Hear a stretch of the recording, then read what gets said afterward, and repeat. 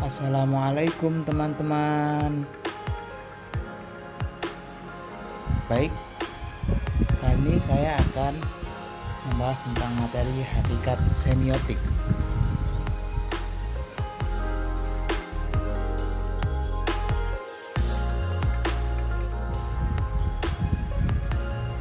Apa yang Anda ketahui tentang hakikat semiotik? Secara etimologis, semiotik berasal dari kata Yunani semeion yang berarti adalah tanda.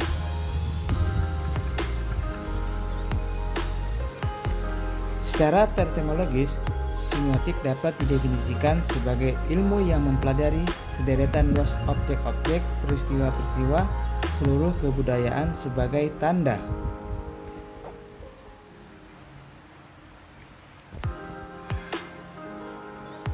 Berikut ini pengertian semiotik dari berbagai ahli. A. Menurut Charles Morris. Menurut Charles Morris, semiotik adalah hubungan tanda dengan benda atau peristiwa yang ditunjuk dan mungkin terjadi. Selanjutnya, menurut Van Zoes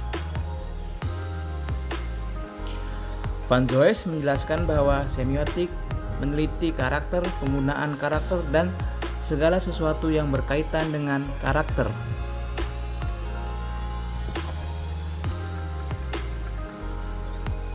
Ya, berikutnya menurut Ferdinand de Saussure tahun 1857 sampai 1913. Saussure merupakan ahli linguistik. Menurutnya, bahasa dipelajari sebagai sistem tanda. Saussure menyebut teorinya dengan sebutan semiologi.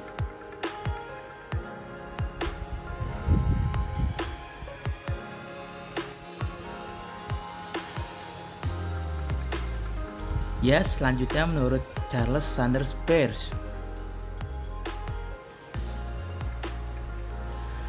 Peirce merupakan seorang ahli filsafat atau logika. Istilah semiotika ia munculkan sebagai padanan kata untuk logika. Menurut Peirce, logika mempelajari cara bernalar dan penalaran dilakukan melalui tanda-tanda.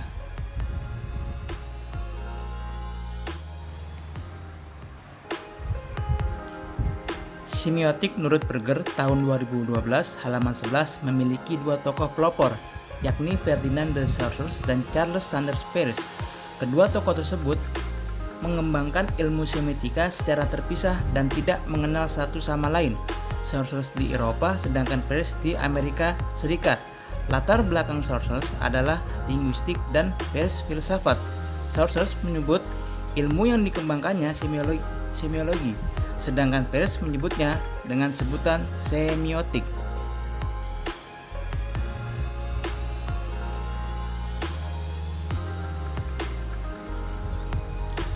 Semiologi menurut Saussure dalam Berger tahun 2005 halaman 3 adalah studi sistematis suatu tanda.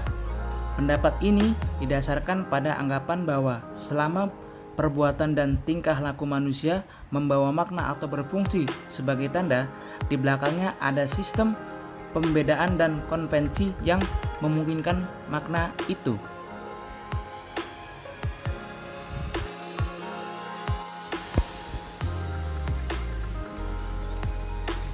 Menurut Peirce, semiotik bersinonim dengan logika, sebab pemahaman mengenai tanda-tandalah yang justru memungkinkan manusia untuk berpikir dan bernalar. Dalam perkembangannya, semiotika diidentifikasikan sebagai studi sistematis yang melibatkan produksi dan interpretasi tanda dalam proses pemaknaan. Semiotik sebagai ilmu berfungsi untuk mengungkapkan secara keseluruhan tanda dalam kehidupan manusia, baik tanda verbal maupun non-verbal. Baik, selanjutnya saya akan membahas tentang tanda. Semiotik adalah ilmu yang mengkaji tanda. Tanda merupakan bagian dari ilmu semiotik yang menandai sesuatu hal atau keadaan untuk menerangkan atau memberitahukan objek kepada subjek. Dalam hal ini, tanda selalu menunjukkan pada suatu hal yang nyata, misalnya benda, kejadian, tulisan, bahasa, tindakan, peristiwa, dan bentuk-bentuk tanda yang lain.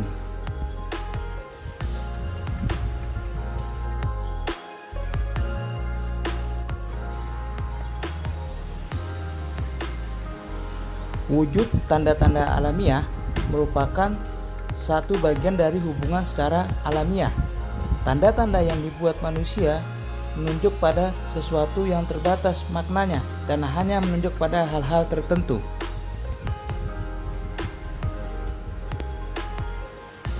Tanda yang ditimbulkan oleh manusia dapat dibedakan menjadi bersifat verbal dan non-verbal. Bersifat verbal adalah tanda-tanda yang dihasilkan oleh alat bicara, sedangkan yang bersifat non-verbal berupa tanda yang menggunakan anggota badan, suara, tanda yang dibuat oleh manusia, dan benda-benda yang bermakna kultural dan ritual. Tanda menjadi wakil yang menjelaskan sesuatu.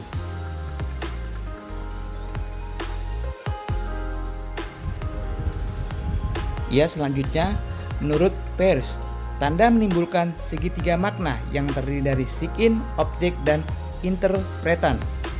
Sign atau tanda merupakan sesuatu yang berbentuk fisik yang ditangkap oleh panca indera manusia, sedangkan objek adalah konteks sosial yang menjadi referensi dan tanda atau acuan sebuah tanda.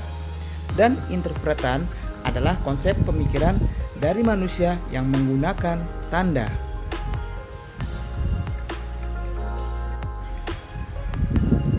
Lebih dalamnya lagi, tanda menurut Peirce terdiri dari ikon, indeks, dan simbol. Ikon berasal dari tanda yang memiliki fisik dan indeks tanda yang muncul dari adanya sebab dan akibat. Sedangkan simbol merupakan tanda yang muncul karena sudah memiliki kesepakatan bersama.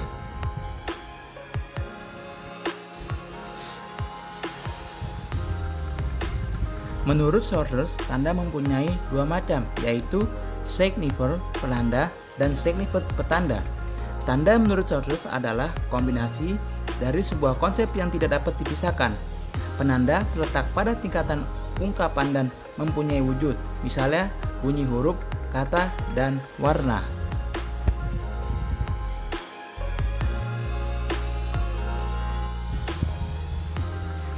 Hubungan antara signifier dan significant adalah arbitrary, mana suka. Tidak ada hubungan logis yang pasti di antara keduanya.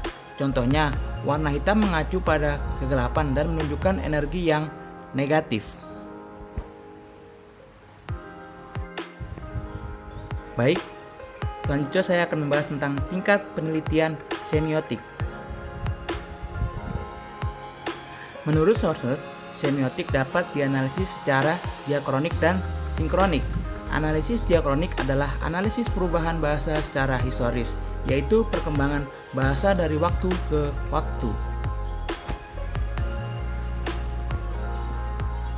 Misalnya pada zaman dahulu, untuk mengumpulkan warga harus membunyikan kentungan, namun sekarang dapat dilakukan dengan cara menyebar broadcast via WhatsApp. Sedangkan analisis sinkronik adalah analisis yang menganalisis penggunaan bahasa pada waktu tertentu saja. Selain dua model analisis di samping, C.S. Morris menjelaskan ketiga dimensi dalam analisis semiotika, yaitu dimensi sintaksis, semantik, dan pragmatik. Yang ketiganya saling berkaitan satu sama lainnya. Sintaksis berkaitan dengan studi mengenai tanda itu sendiri secara struktur katanya.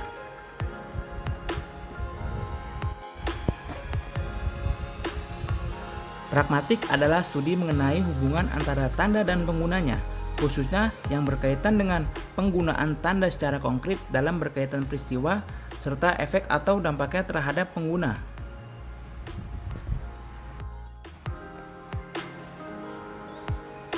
Semantik adalah studi mengenai hubungan antara tanda signifikasi atau maknanya. Dalam konteks semiotika struktural, semantik dianggap sebagai bagian dari semiotika.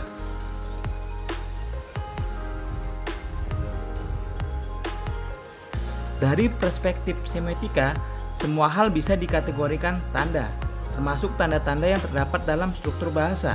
Sedangkan semantik lebih ke aspek linguistik atau bahasa yang merupakan alat ekspresi dalam komunikasi manusia. Seperti sudah kita ketahui bersama, linguistik membahas 3 tataran analisis: fonologi, tata bahasa, dan semantik. Semantik adalah ilmu yang mengkaji tentang makna dari sebuah bahasa.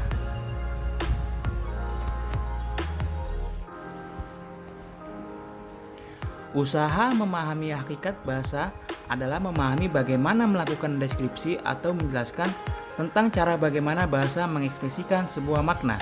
Manusia bisa menjelaskan pada sesama ide-ide, konsep-konsep, dan bahkan sesuatu yang dinamakan tanda dengan perantara bahasa. Meskipun berbeda, semiotik dan semantik tidak dapat dipisahkan karena keduanya saling berkaitan satu sama lain.